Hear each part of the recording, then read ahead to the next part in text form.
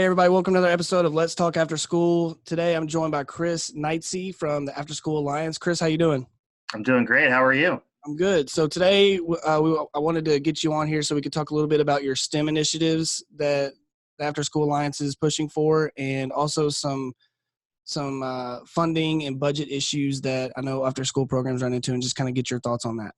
Sure. So first, just tell us a little bit about yourself and kind of what you do for the Afterschool Alliance.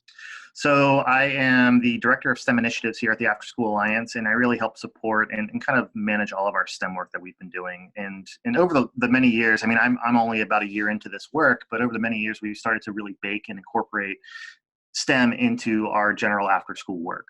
So really helping to manage some of the projects that we do here, whether that's through our after-school STEM Hub, our big national group of different organizations like the Boys and Girls Club, the YMCAs, the 4-H's, but also some of our state-level work that we do to help statewide after-school networks advance some after-school STEM policy in their states.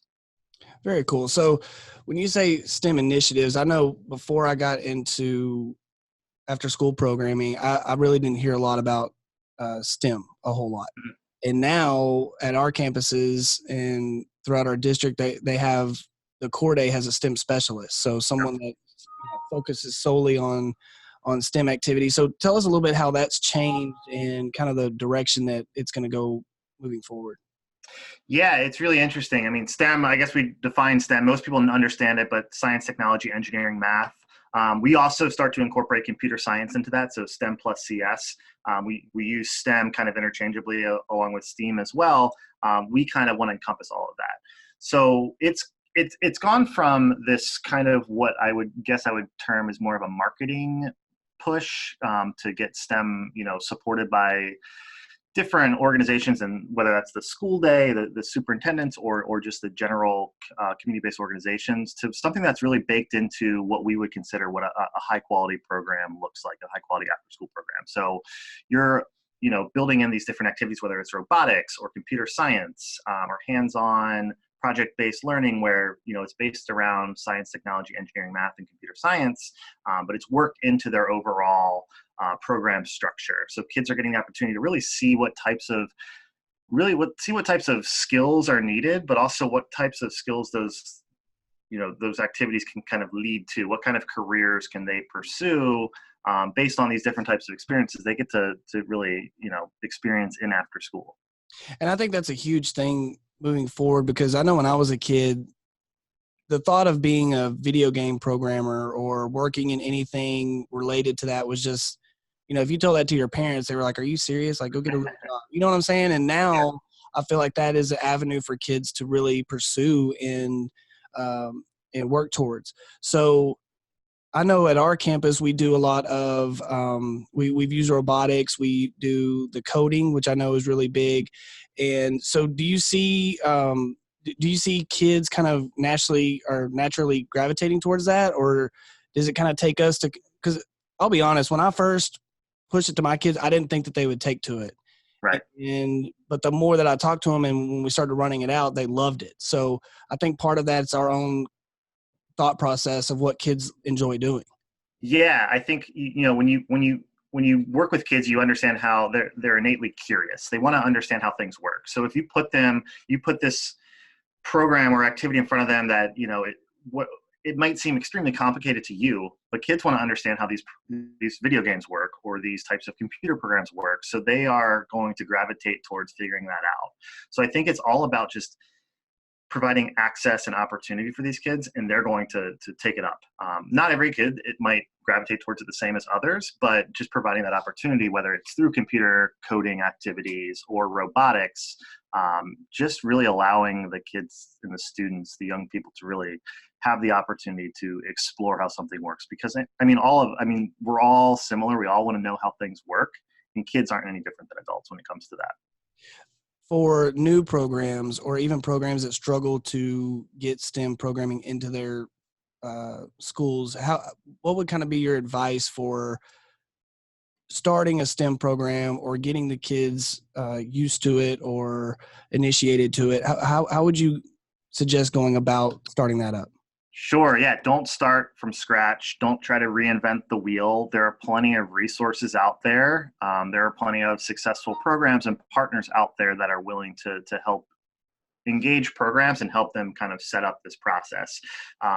So I would say like the one place you can start, whether it's in Texas or a different state, is starting with the statewide after school network.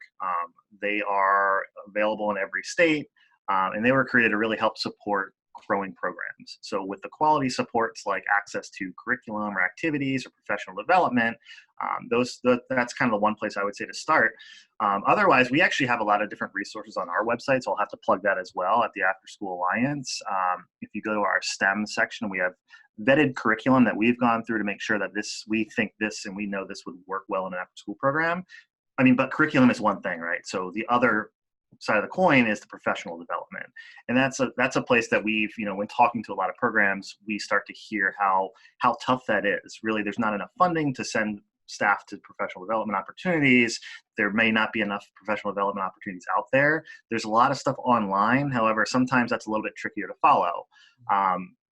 So again, like tapping into that statewide after school network structure, there are a lot of different opportunities available that are usually suited towards the after school space. So if it's a professional development webinar, might not be the most ideal situation or structure, but it is an opportunity to see what might be available out there. And we always work with different partners to make sure that we're getting their resources out there, whether those are different curriculum or sometimes it's funding opportunities. Obviously, that is one place where programs need support is in funding. So, whenever we see an opportunity to engage a funder around supporting programs, we're always pushing for how can they support it through the professional development and technical assistance side of that coin. Very cool. So something else that I would kind of throw in there too is STEM it doesn't have to be something that's strictly with computers. It can, I know we've started doing a cooking class periodically throughout our program. And, when you start thinking about measurements and then, how much you need of something, okay, if I cook it for this long, I mean, there's just all kinds of different things, which mixes well with what. Just that class right there could be a STEM activity. It doesn't have to be something where you have to go buy, thousands of dollars worth of computer equipment. That you can start it with pretty much any activity that involves those core aspects. Yeah, absolutely. It's funny, like we say cooking, but I mean, we want to use the scientific term gastronomy, right? So that adds the STEM aspect to it. And it's just changing the language on it. But there's so much that happens. I mean, one, it's measurements and math and things like that, but it's also the chemistry that happens behind like browning a steak or something like that. What's actually happening there? What's happening with the sugars that are actually creating those flavors? And that's science, that's chemistry behind all of that. Excellent. So I know you also are familiar with funding, and actually before you were the director of STEM initiatives for After School Alliance, you actually were involved in the funding. Can you talk a little bit about that and just kind of what your role was? Sure. Yeah. I mean, even after Afterschool Alliance, I'm still involved in some of that, but luckily we've got a really strong team here that's been doing this for years. But before I moved to the Alliance, I was actually, I worked for a statewide after-school network in New York. So the New York State Network for Youth Success, very, very similar to TextPost in Texas, but really working both on the ground all across the state, making sure that 21st century programs understand what's going on at the federal level, but also making sure that federal legislators, so the Congress members and the U.S. senators, really understand what programs are doing. What does it mean when people are approaching them in D.C. talking about 21st century? What does that actually look like on the ground? How important are these programs to the students and the families in the communities? And what do those programs actually look like? What kinds of STEM activities? What kind of social emotional learning is happening in the programs, and why it's so important? So making sure that Congress members and senators get out and visit programs, but also making sure that the programs themselves are kept aware of what's happening in DC so they can make sure that their voice is heard. The biggest issue that we run into, we're a rural school district, so it's even harder for us to kind of get our name out there because we're surrounded by Dallas and Fort Worth, Arlington, a bunch of these other much larger cities.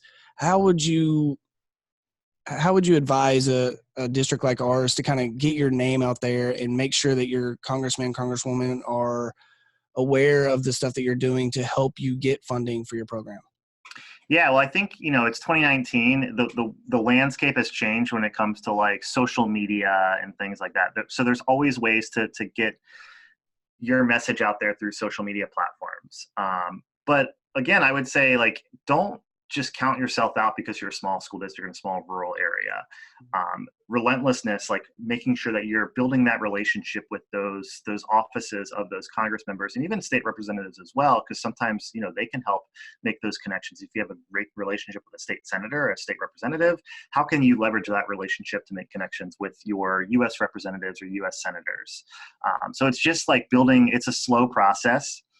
It doesn't happen overnight. So it's building the connection with the staffers in those district offices, but also in DC, and making sure that they're aware of what's going on. So if you have events that are happening, or you have some great videos or pictures from an event, making sure that you're sharing it with those staffers and those legislators, and eventually they're going to come out. I think this year we have a great opportunity in October. This will be our 20th Lights On After School events, 20th annual Lights On After School. So we're really going to be pushing that all across, all across the country, but also specifically with state or, U.S. representatives and senators, making sure that they're aware that this is the 20th year. We're kind of going to blow it out. We're going to make sure that everything's, every big, landmark is lit up, but also the programs are really putting on extremely, quality events that they can engage their representatives, but also the local community. It's not always just about the representatives. It's also about the local communities and the parents, making sure that everyone really sees the value in these programs.